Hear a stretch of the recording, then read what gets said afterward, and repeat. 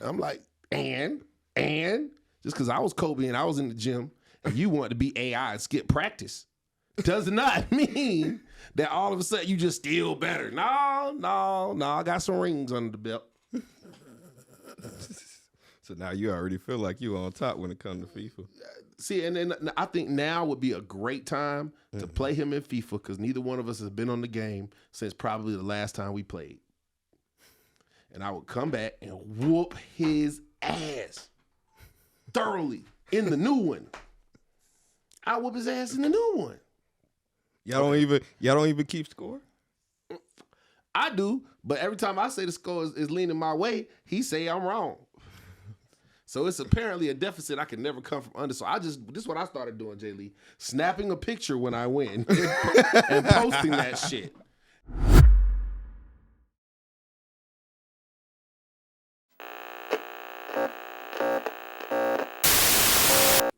I don't know. It could be rather good morning, good afternoon, evening to everybody out there. This is the Jayleetv podcast. Konnichiwa, bitches. Yeah. Konnichiwa, bitches. What's happening? You know, let's go ahead and start off with, the first episode with our first guest. You know, he's been part of the Coalition DJs for a while. You know, he's actually been in the game for a while. This is a good brother of mine. This is DJ Deceptacon. What's happening, man? How you been, man? Been all right, man. I've been all right, Jayleetv. Man, kicking it. First, with all the energy, I gotta ask you, bro, where you from? Where you from?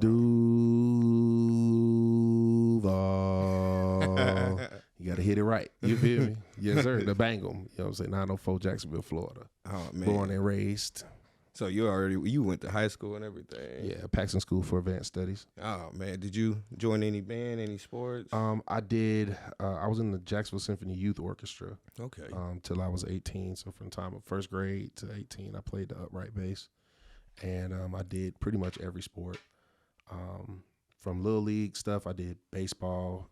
I don't know how many years, at least like 6-7 years baseball. T-ball too. So T-ball before those years of baseball. Then when I got to middle school, I played basketball also. Baseball, basketball. Wait. So you just I was a active. Florida boy. I just active. Yep. My whole family's just like that. So you was just doing every sport like every year. Pretty much. That's crazy. Pretty much. Like when I was young, when you're younger, you try to get especially boys. People try to get their boys into sports. Whenever possible, just to work off the energy.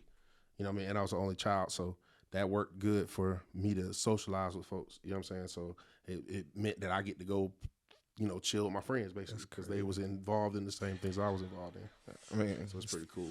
So what year did you even graduate? I graduated in 06. 06. Oh, 06. Man.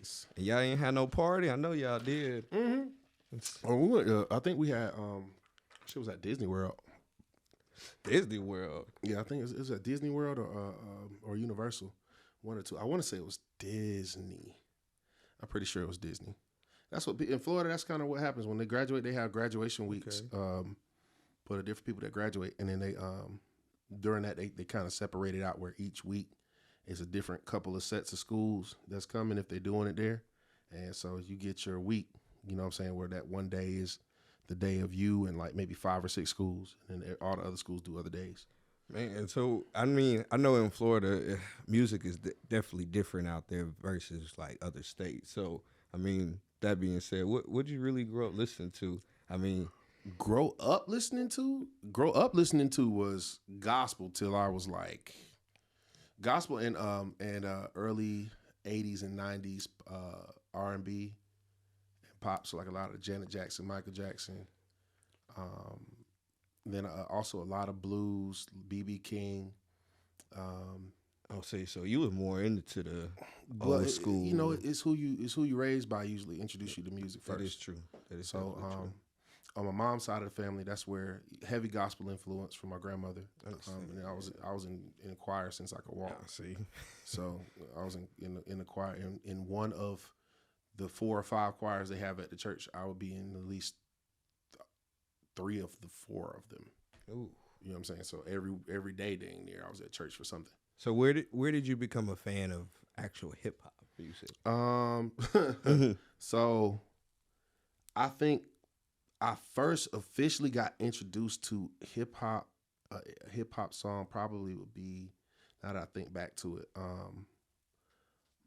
uh, so it was gospel hip hop first back in the day. And I guess it was really gospel pop / rap.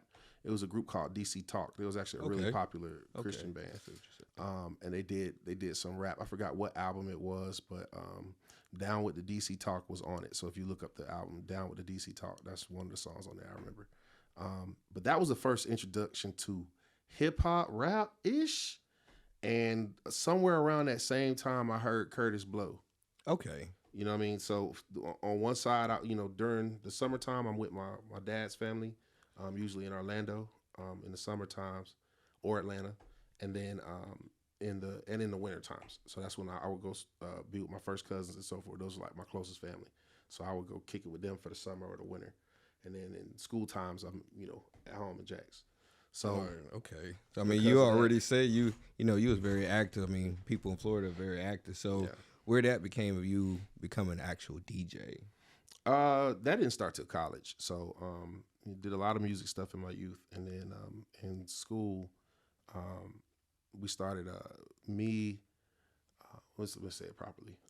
One boy James C, Marcus Butler, and Angelo Porter. We all from Jacksonville, whatnot. We all went to FAMU at the same time.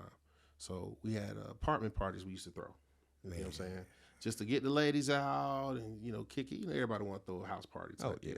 So we used to start throwing the house parties. And it kind of started off as we want to fundraise. But how we threw the parties, we was breaking even at least. You know what I'm saying? Because we had the people, but we weren't doing our, calculation. Because we was thinking in party mode. Everybody gets the drink dang there for free. People might pay $5 at the door type deal. So we'll have a packed house. But we end up breaking even, like the liquor gets paid for it. You feel me? From the door money, the liquor got paid for. We got our liquor money back or whatnot. But the complex that we was throwing the parties at, they would shut us down. It was Seminole Suites apartments in Tallahassee. They used to try to shut us down and so forth. So eventually, some of the people, there was student people that ran the complex. So they used to come to the parties. And to shut them down, but eventually they started staying a little bit because it was a crunk ass party. It was lit. What? So we used to take turns being the DJ, which was just picking songs, playing songs, not really DJing. Okay. And then when I was like, you know what, I'll just DJ. I liked the vibe when I was DJing. I was like, I'll just be the DJ. I don't care. I'm with it. And so I kind of just started taking it a little more serious. It was like, okay, I wasn't trying to be a DJ. I was just trying to do the job. Yeah. You know what I'm saying? And I felt like I had a good taste in music. So I was like, all right, cool. That's what I'm going to do. And after a while, the people that were coming to break up the parties invited me to come and DJ for the complex. And they were like, yeah, no, we're going to pay you. I was like, oh, you can make money at this for real. I was like, okay, well, that's pretty cool. I enjoy doing it. And I can make some money. All right, why not? I'll go do that. Rocked out the pool party or two. And the club promoters for the nighttime parties used to come to the pool parties. So a couple of them... basically hired me to come and DJ at a couple of clubs. And shout out to my cousin Floyd Bostic, you feel me? R.I.P. Young Bostic, you feel me? But he was one of the people who, used to be one of the promoters at the parties. You know what I'm saying? So, we used to go straight from the pool party to the club. And that's kind of how that started. Yeah. It's crazy hearing around the world there's so many different names of DJs. And out of all the names, you had to pick Deceptacon, which, is very unique. I ain't going to lie to you. It's very unique. And I know it fits you, but, what really made you came up with this idea? You know what? I'm DJ Deceptacon. Well, that came from my line name. I crossed into Phi Beta Sigma Fraternity Incorporated. And my line name for Sigma was Megatron. So, it was kind of like, okay, when I was thinking of DJ names of what I could do, everybody kept saying, be DJ Megatron. But there was a famous DJ out of New York that passed away, and his name was DJ Megatron. And so I was like, okay, I don't want somebody else's name who made a name. I want at least a name that hasn't been made popular or so forth. So there was like, it's like, if I can't be DJ Megatron, I'll just be DJ Deceptacon instead. You know what I'm saying? Just encompassing all of them. And I was thinking of different mixtapes and things that I could do. Like, okay, I can name this mixtape after this Deceptacon, this mixtape after this Deceptacon, you know what I'm saying? Or do the covers like that or something. So I was like, okay, that sounds like it could work. And then I was like, you could always change the name. Like if I'm not popping like that, I could just change my name was my thought, but it just stuck. So after a while, you know, it just stuck with me. I didn't never change it. What made you move to Atlanta? So like I was saying before, I've been to Atlanta a couple of different times. I was here for the 96 Olympics. Okay. I was here for that. Okay. But not only that, my grandparents used to live up here for about 3 years or so. They were living up here. So those summers and winters, I was coming up here. So I knew about Atlanta, thought it was cool. Didn't really get to go out because I was still a kid. So I wasn't really going out anywhere special. But I liked the weather up here. Yeah. So I remembered that too. And then and when I was in Tallahassee, once I graduated school and I was trying to decide of where to move to, I was already in full swing of DJing. I owned a studio in Tallahassee. I was engineering full time too, and it was just kind of like, okay, one of the artists that I was mixing and mastering for, they were connected to Dungeon Family. So that's what's up. One of the Dungeon Family members, Big Blue or Blue 42, you know, for people who know him, shout out to Blue. Okay. But he had came to hear the mixes or whatnot because the dude sent the mixes up there. He was like, man, those are dope, man. I need to come down there and meet bro. So he came down and met me, and then he was like, man, I got to introduce you to Big Boy. I was like, okay, right? And I'm thinking he was bullshitting. I'm going to be honest with you. I thought he was bullshitting. So I was like, well, shit, I got, you know, he said he had a concert in Tampa.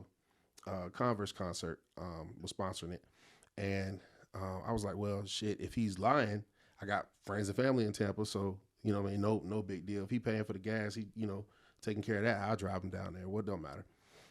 We pulled up, and sure enough, Big Boy walk out, no security, no nothing, by himself. Blue, what's up, man? Da, da, da, da. I was like, oh shit, this man really knows this guy. That is crazy. So I was like, well, shit. At that point, Blue couldn't tell me nothing wrong. I was like, man, shit, whatever, bro. I'm with it. Like, I got to meet Big Boy just because, you know what I'm saying, you rock with me. I was like, cool, I can't say nothing about it. So he's like, yeah, man, we're going to go to Atlanta tomorrow. I said, all right, bet. So this is all in 1 week. I get to Atlanta. His nephew is Buddy Jones. That's his name on Instagram now. But his name used to be Tight, the Main Attraction. He did that song with Future, the Drop That Dick Off in that hoe. Yeah. The ATL classic song. And that's his nephew. So we came up here to his house. And he had a full studio in his basement, like a nice studio, something like kind of like the D room or C room in his basement, right? But he ain't had nothing hooked up. And he was like, bro, you know how to hook this shit up? I was like, hell yeah. It took me like maybe 10 minutes, bro. Hooked all that shit up. And I was like, bro, it's working. You know what I'm saying? Go test it out. He said 1 or 2 things on there. I was like, he was like, man, this shit it's on point, bro. He started just calling motherfuckers. Bro, I got an engineer down here, da da da da da da. You know what I'm saying? Come, studio open. So then now I'm engineering. I'm getting paid to engineer out of his basement while I'm up here. So I was doing sessions, and then, you know what I'm saying, we'll go somewhere. Blue will be like, hey, man, I'm going to go over here to Nitty Beat's house. I said, all right, cool. I'm down. I'm trying to meet everybody. This is a whole week process. And then while I was up here, I met, it was a radio show that was on the AM station over in Decatur. Okay. And Miss Danny Jacobs, she was the one running the show, and she, you know, invited me to come and DJ for the thing. I forgot where I ran into her at up there. It might have been online too, but she invited me to come and DJ for the show. And so I was like, all right, cool. She was having me submit a mix, whatever. And so by the time I was getting ready to leave from Atlanta to go back to Tallahassee on this one trip, she had hit me up and told me, yeah, man, if you're going to be coming up here more often, like, you know, you could go ahead and get this job, whatever, we could go ahead and get that to you. I'm like, okay, cool. You know what I'm saying? Like, so I could be on the radio, and man, this seemed like the shit. This is the first week of me being up here, and it's like, I got all this popping, man, I'm going to have to plan to move up here. And I got to meet Nitty Beats that day, or that week. Mike Epps, I got to meet Mike Epps that week. I got to meet Trillville that week, one of the members of Trillville that week. There was a couple other celebrities too that week, all in 1 week. And these people that I ain't never seen before in my life, you know what I'm saying, in person. It was always on the news or on something else. So it was like, okay, so all of these folks live in Atlanta. These black stars live in Atlanta. I was like, yeah, that's the place to be. Yeah. You know what I'm saying? And at the time, Tallahassee started getting, like, Tallahassee's small. So with the DJ community, it was small too. So everybody knew everybody already. So it was highly, highly competitive in Tallahassee to get gigs. So I had my stable every week gigs, right? But it was like you didn't have any room for growth really. You know what I mean? It was like, okay, you know, there's only a certain limit on what DJs make at the club in Atlanta. Yeah. I mean, in Tallahassee. So it was like, once you reach that limit, okay, you're making that money. You still ain't gonna be busting over like 35,000, 40,000 a year just DJing. Yeah. So then you would have to like get on radio or something. And even radio DJs weren't getting paid that much more.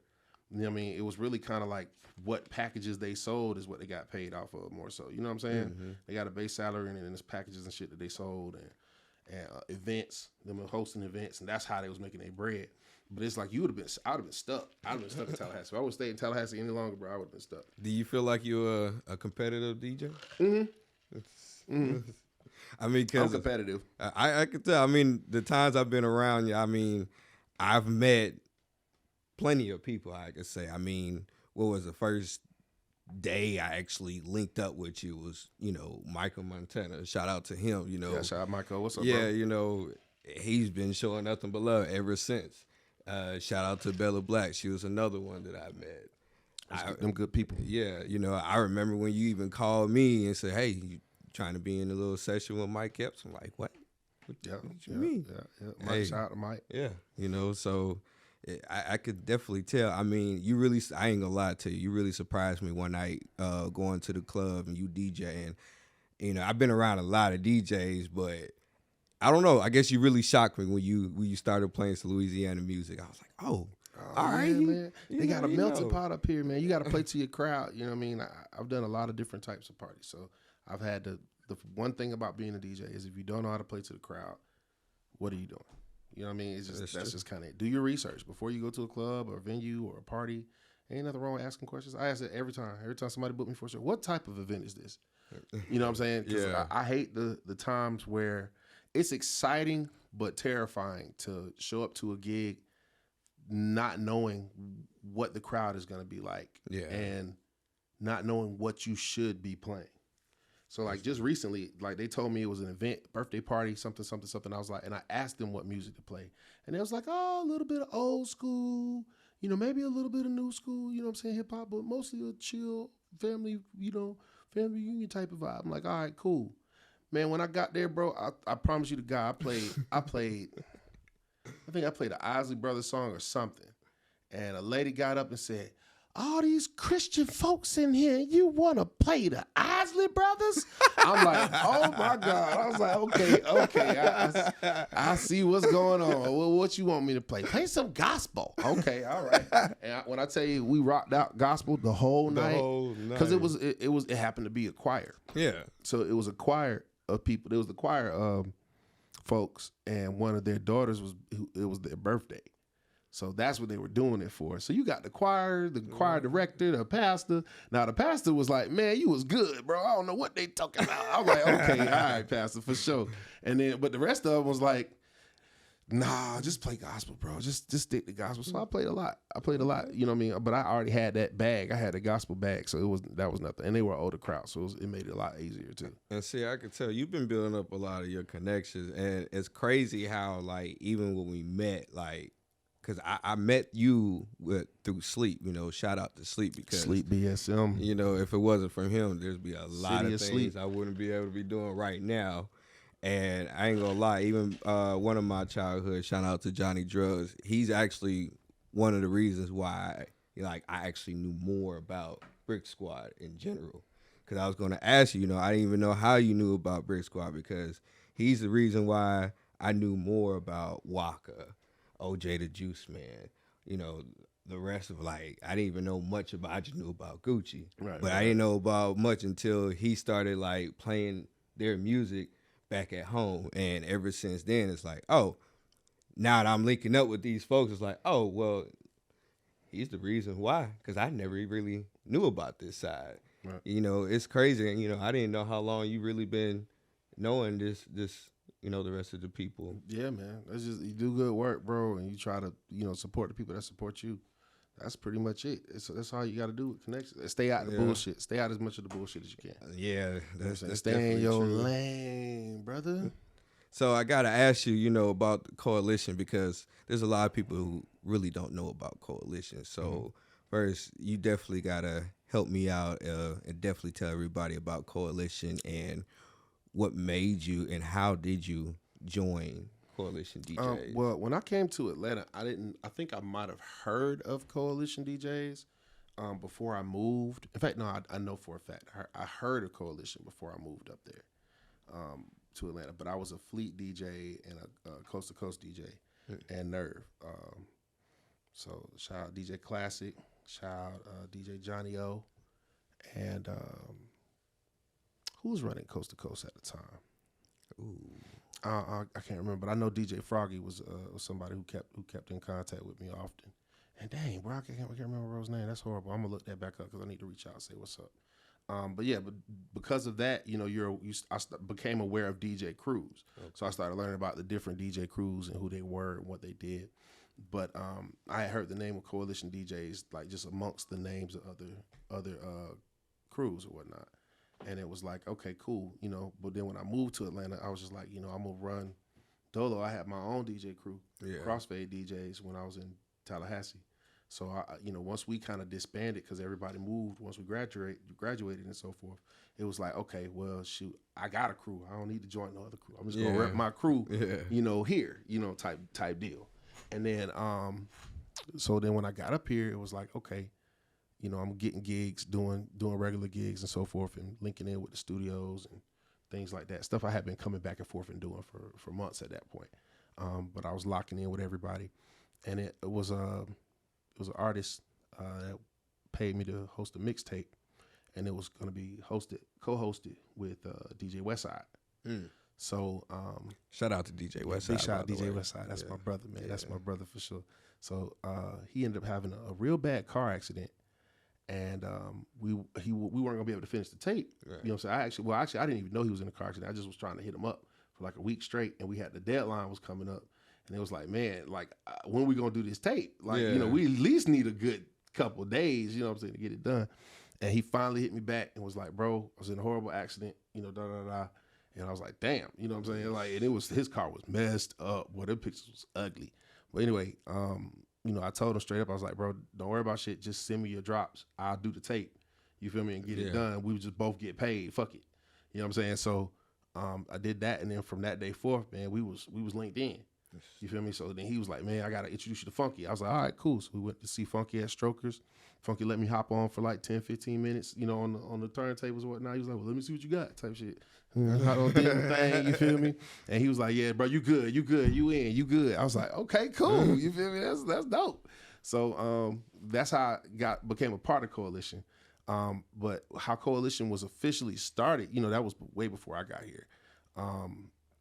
That was DJ Nando, Big X, Funky, and I want to say Smooth at the time. Was it Smooth? No, I'm sorry, Shotty Rock and them. That was like the first set. Okay. And then it grew from there, added all the other DJs. But they were doing major things in the city. They had all the strip clubs on lock. They was dropping records and pushing records and breaking records. You know what I mean? So that's, where their legacy comes from. You know what I'm saying? R.I.P. Nando, you know what I'm saying? And all my other fallen soldiers from the Coalition, you feel me? Yeah, man, that's how Coalition was started. They are a big part of the tapestry of Atlanta, you know what I'm saying, for sure, and the southern region as a whole, as far as pushing music and identifying what the new hottest artists are that are coming out of Atlanta, for sure, and hitting the hip-hop game. Man, set of tastemakers. That's crazy. Man, and it's also crazy the fact that, you also became an engineer, and I feel like you being a DJ plus an engineer has increased a lot of your connections and work. Oh, for sure. It's like working two jobs. You know what I mean? You're going to meet people at both. Man. I mean, how does that normally work for you when it comes to because there'd be so many artists, I'm sure, that comes to you, want to pay you to play their record in the club, and they don't even realize sometimes maybe their song's not all the way mixed or mastered. They don't. I usually tell them. I've been pretty honest about that. I usually tell folks if they music, because the thing about it was learning how to engineer was important to me because at the end of the day, I was just trying to solve the puzzle problem of what it takes to be successful in the music industry, right? Because it was like, okay, I can tell what a good song is being a DJ. So from that, I could tell what a good song is if I meet anybody with music. So it's like, okay, this will play well for this type of crowd or this type of crowd. If it's good music is good music. If it's quality, it's quality. You could tell. So after that, it's like, okay, if I don't learn how to engineer, I can't fix some of these people who are good people who are coming to me, who are trying to get their song played, trying to pursue their dream, and they don't know what's wrong with their song. I can't just keep telling people like, nah, that's not it, and not giving them no solution as to why it's not it. I understand. You feel me? That's good information right there. So then it was like, okay, hey, I know your song isn't up to par with what it needs to be, and you know that too, because you're not. If you don't know it, play your song next to something else on the radio. You feel me? And you'll see the difference. Put your song in a playlist and burn it to a CD and listen to it. You'll hear the difference between your song and that song. That's because of the studio you went to, mic you recorded on, engineer that mixed your song. So if you change this, and this about engineering on your song, it should be better. I don't have an engineer to do it. Okay, come see me. You feel me? Now I can have a solution for it. Just like this past couple of months, I learned how to video edit. You know what I mean? It's just solution oriented things. You know what I mean? If it's like, all right, if I believe in somebody and I believe if they just had the other pieces of what they're missing, they could be successful, then boom, how many of those pieces can I handle, you feel me, on an independent level before we have to go outside and do something else? So if I can handle most of them, whatever I think about that, I whenever I hear something good or I hear a good artist, I can say, okay, that artist will be good with this producer. Okay, all I need to do is put them in a room. So I own a studio. So now I can put them in a room together. I can have them make the instruments and do the thing. I know good music, so I can help mold that. Then I can have them record it. I can mix and master it. That cuts out another step. Then I can record the video. You know what I'm saying? You know, with help of my boy Doja or yourself, you can get a podcast promoting the video, promoting the music. You know what I'm saying? You know what I mean? I have distribution chain, you know, through Symphonic. So you can get it distributed. I have a publishing company, so you can get it published. So there's no other problems. The only thing that you would have to focus on is how much money are you going to put into your promotions for your career. If you could do that part, I could get the rest done. And see, artists, this right here is good information right here. He's speaking the truth right now.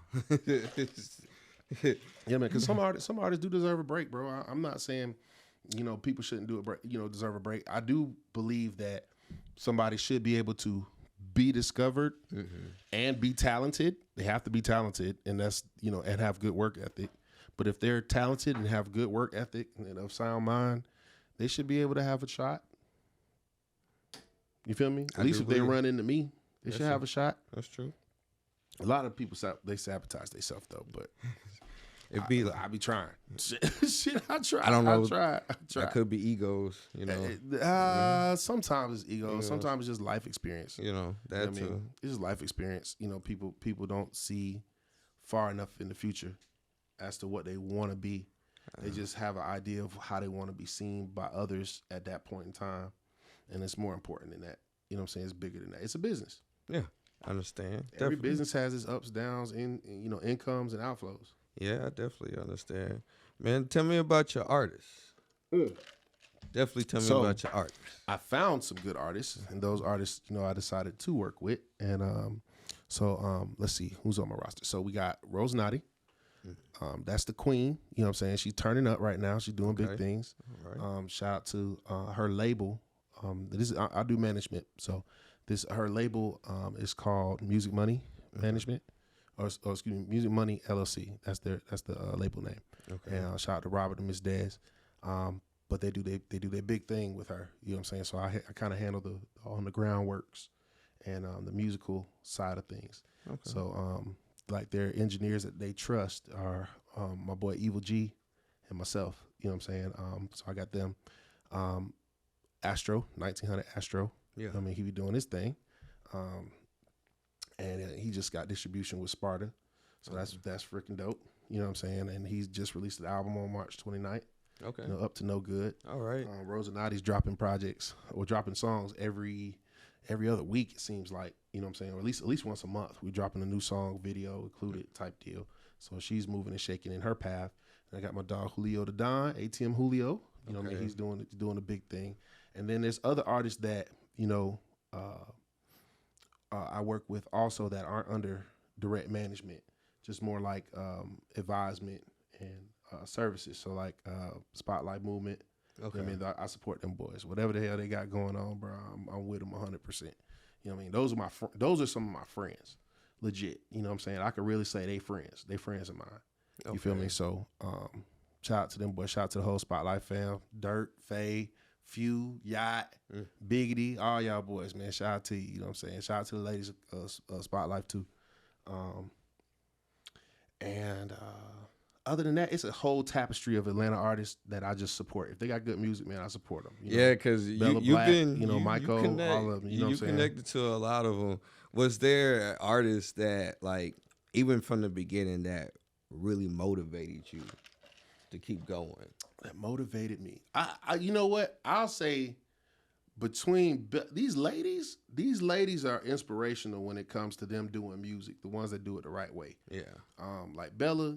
The way that she, you know, stepped on the scene and kind of just put everything together and just was ultra determined, still determined. I love her music. You know what I mean? She's got great music. It's classic. Hey, I ain't gonna lie. I appreciate you for introducing. Oh, absolutely, absolutely. Yeah. And she got a nice look. You know what I'm saying? It's not trashy. You know what I'm saying? She has a nice look and her sound is very mature. So it's like, okay, her music could last. Yeah. You know, but definitely. Her grind is unstoppable. Yes. It's just unstoppable. Yes. You know what I mean? So the ladies, they motivate me because of their I gotta do this. I gotta get it done by any means necessary type of attitude that they have about the music industry. They understand there's a lot of competition out there and they gotta turn up. You know, Rose Naughty, same thing. It don't matter. She got to work 2-3 jobs. She gonna do what it got to take to be able to get her stuff taken care of. She'll probably be hitting you up every day about it. Man. So those are some of the folks that really inspired me to push harder and really be like, okay, yeah, I can do a little bit more. You know what I'm saying? I'm not doing the maximum amount of what I'm capable of, so I might as well step up a little bit. Definitely. Do you have a favorite song? Favorite song of all time? I mean, I'm pretty sure you listen and play thousands of songs, but do you have like every time you hear that song, like, oh, this is my shit. This is my shit. That's the DJ brain, bro. I don't have a favorite song. I'm not gonna. I have to ask a DJ. There's so many songs that are on the same level. I think, because it's like, I like "Mesmerized" by Wiz Khalifa. Okay, that's one song I could say I've consistently liked, no matter how many times I hear it. I can play that song 1,001 times. Okay. And I love that damn song. You know what I'm saying? That's one of them. What else? He said that's one of them. Yeah, no, it's a ton of them. You know what I mean? Because it's songs that I love for the reaction that the crowd got when I played them. It's songs that I love just from hearing them, like just on my own. Artists brought them to me. It's albums that I like from different major artists because of times in my life when I got to hear them. Like one of my favorite albums of all time is the album Jamie Foxx came out with. The one that's got "Girl Get Comfortable" on it, and "Do What It Do." Unpredictable. Yeah, there you go. So that album, that album was crazy. Yeah, that album was the crazy. Dreams album, crazy. His debut album, that was crazy. Okay. Kanye West's first 3 albums, loved them. Yes. T-Pain's rapper turned singer, and was it 3 Rings or whatnot? That those albums are dope. Outkast, Quimini, and also Outkast. What's the Idlewild? I love that mix. I love that album for some reason. Really? Okay. Yeah, I loved Idlewild, and then of course The Love Below and Speaker Box. Love those albums. Ludacris, Word of Mouth. what's your boys? Field Mob. Okay. What? Love that damn album. I forgot which one it was, but it was one of their first ones. The one that had My Shawty Cut Me Loose. That Okay. one. That album. So Okay. I like that All album. right. Man, that's about it though. Like as far as like what I could just spew out just right away. Other than that, it's gonna be a whole bunch of singles and shit and different artists and shit. I love Lupe Fiasco's whole catalog pretty much too. So are you more, when it comes to like, okay, outside of just DJ, are you more of a fan of just party music, or when it comes to that? Anybody who knows me, my favorite song, my favorite thing to do, especially when I'm outside of DJing, silence. What? Oh man, you can't beat silence. Ooh, silence is dope. And then now that I have my little one, you know what I mean? Now I get to introduce her to a whole bunch of different music. Like every day we listen to different types of music. You know what I'm saying? She's not like, you know, learning her little stuff. We're watching or listening to music. You know what I mean? So it's different eras of music that I think would be good for her to hear and get exposed to, you know, at a young age. So it's some stuff from the 80s, some jazz, some orchestral.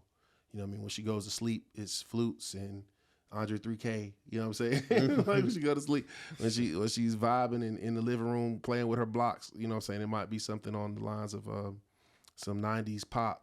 You know what I'm saying? Or 90s R&B. So you already just trying to start at an early age. Yeah, man. Get her exposed to as much music as possible. You know what I mean? I'm going to get an instrument in her hand soon. As soon as she's able. She's going to get an instrument in her hand. So meeting all these folks, did it like kind of keep you more alert of things, or, you know? I keep my private life pretty private, I would say. My friends know what's going on, but other than that, like, I'm not on Instagram and Facebook every day showing my day-to-day activities type thing. So I keep my personal life pretty mellow. You know what I'm saying? Try to keep pretty mellow. I don't do a whole lot. You know, work is enough for me. It's enough shit going on with just the industry. Like I said, you met a lot of celebrities. I mean, a lot. But I mean, as from the beginning, and they just people.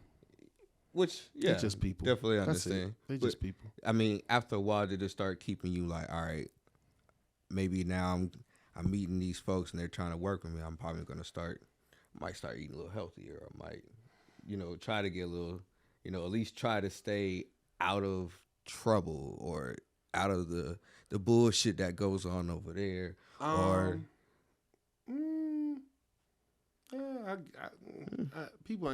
other people didn't really influence me like that. What was important to me was what my family thought.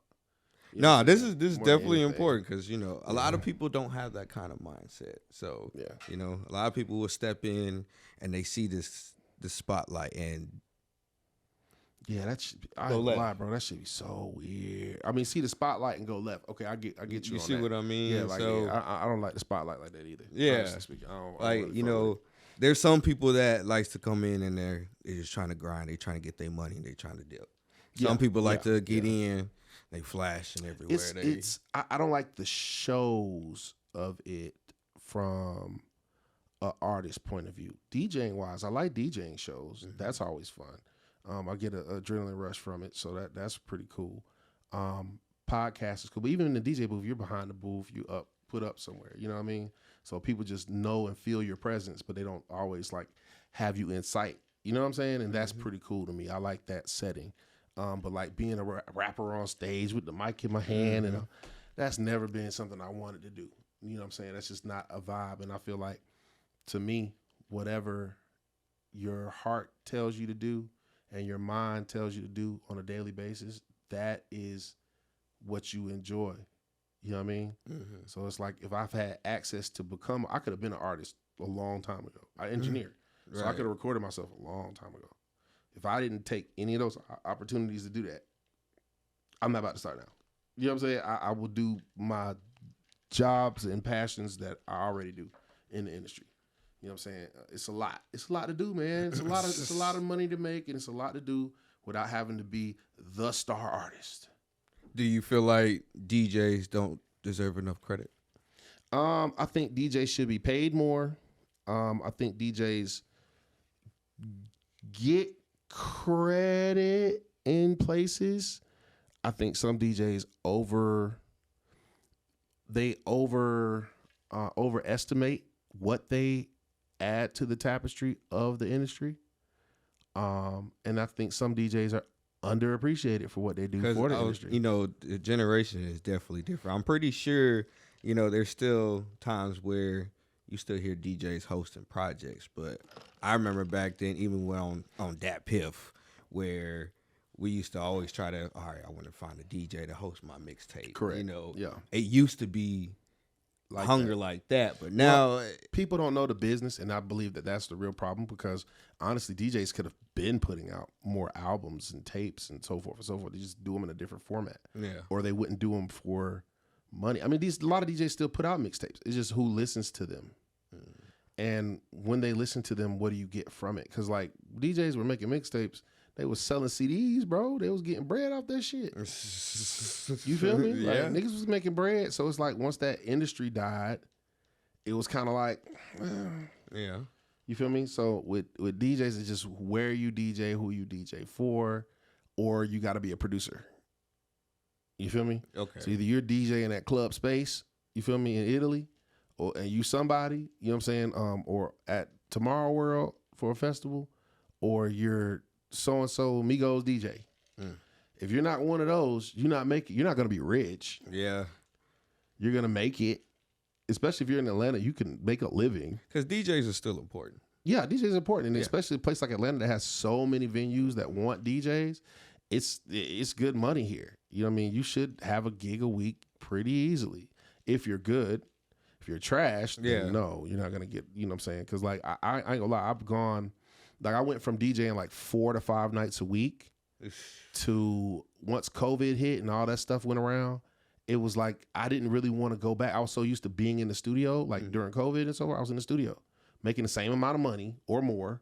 I was like, okay, shit, I don't have to DJ that many nights a week. I can make more money at the studio. Might as well stay here. Yeah. You feel me? So I had to kind of, nowadays, I kind of got out of that because I was just doing, I still would end up being booked once a week. Even at saying I don't want to DJ.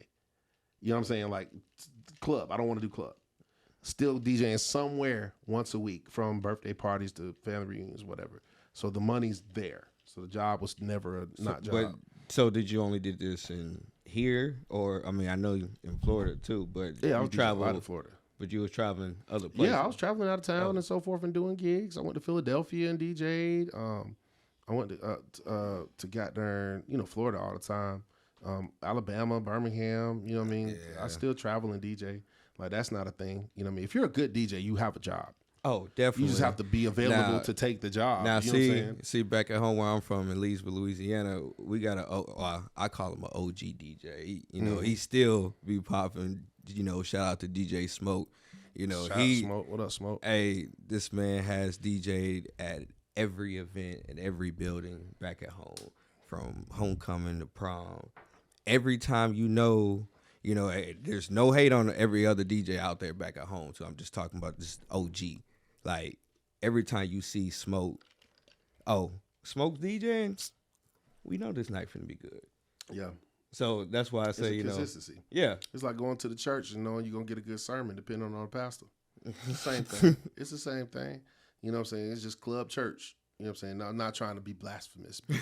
Club church, you feel me? Yeah. That's kind of how it is. So now, are you a big fan of the new generation music, or how is? Bro, I ain't gonna lie. It's so much music coming out now compared to what came out before, to where you could find something you like in this day and age. It doesn't matter. Like all that young nigga, old nigga versus music. Nah, it's young niggas making old nigga type of music. They just not looking for them. They just passing them off as something else. That's how J. Cole and goddamn Kendrick and them actually gained popularity, because their fan base is split. They have older people that's my age and older. They got Dame Dojas and them listening to their music because it's like the old school music. It's the old school sound, but it's a new face on it. So they like it. And then the kids like Young Boy. I don't have a problem with Young Boy's music at all, really, personally. I think it's creative. I think he does a good job. I think he has his fan base for why he has his fan base. Great. Is it something I would want to listen to on a daily basis? Probably not, but I'm an old nigga. So since I'm old, it's not going to be. I told you I listen to silence. I'm on silence most of the time. Yeah. I'll catch a good Future record from time to time. Cool. But other than that, I'll be on silence. And then every now and then at the gym or something, I'll turn up to a certain artist, and I like their energy on their tracks. Like I like Big X the Plug. Okay. I think he's dope. New artist, I heard him. I'm like, I like his music. Dope. Don Tolliver, love his music. Dope. You know what I'm saying? Shout out to Cheddar to Connect too for introducing me to Don. You know what I'm saying? That was a great moment in my life too, because I got to meet a superstar before he was a superstar. That was pretty cool. You know what I'm saying? But shout out to them too. But yeah, man, like, you know, if you old, bro, just know you're old. Just know you got songs that you're gonna like. And don't hate on the new generation, because that's the future. Nah, facts. Try to understand where they're coming from. Oh, yeah, definitely. You know? Oh, definitely understand. With that being said, let me ask you this one last question. Well, not really a question, but to everybody else, you know, we got a lot of upcoming artists and DJs that's still on the grind. What's the best tips you could really give them to, you know, to kind of keep themselves like, all right, I'm going to try this again, or I'm going to keep going? The business. This is for everybody. I run into so many people who haven't taken the time to really pay attention and learn the business. It's so much to learn about how money is made with music and media, and to stop learning is crazy. You know, there's new companies popping up collecting royalties for different aspects of the industry that we just been ignoring, you know, for years, because it was a switch from physical CD sales to streaming. So there's a lot of new things and a lot of new ways to make money in the industry. It's somewhat better now than it ever has been, honestly. But the power has shifted. And because people didn't know their worth when the power did shift, they got to take over the game like a thief in the night with this streaming thing. You feel me? If more artists knew about the music industry and how business was handled, then this shit wouldn't have went that way. I don't feel like, you know what I'm saying, personally. I don't feel like it would have went that way. You know what I mean? I think the industry would have corrected itself in a different type of way. But yeah, you know. Definitely learn. Yeah. You're never too old to learn. Never too old to learn. So definitely keep learning. Keep gaining new skills. You can't just be one thing in the industry anymore and earn a living off of it. You can, but you need time for that business to grow. So when you first decide, I want to do this in the entertainment industry, hopefully you're young. Hopefully you have time to network and time to burn, and you have enough energy to work a job while you're doing it so you can invest in your career. Because now more than ever, you know what I mean, a little bit of money go a long way, but you got to have that little bit of money. If you don't, it's going to be a long, hard road, and there are going to be people that come for your spot between then and later because they got a little bit of bread. They got all the access now. It's somewhat who you know, but now it's truly getting into an era of what you know. Whatever you know and the tools you know how to use, they're really going to be what makes or breaks your success. Word. Hey, that's a really good advice. I appreciate you for stopping by for this visit, though. For sure, man. For sure, man. Anytime. Shout out to the people, man. Jayleetv, fool. If you ain't watching this, you ain't watching nothing. Yeah.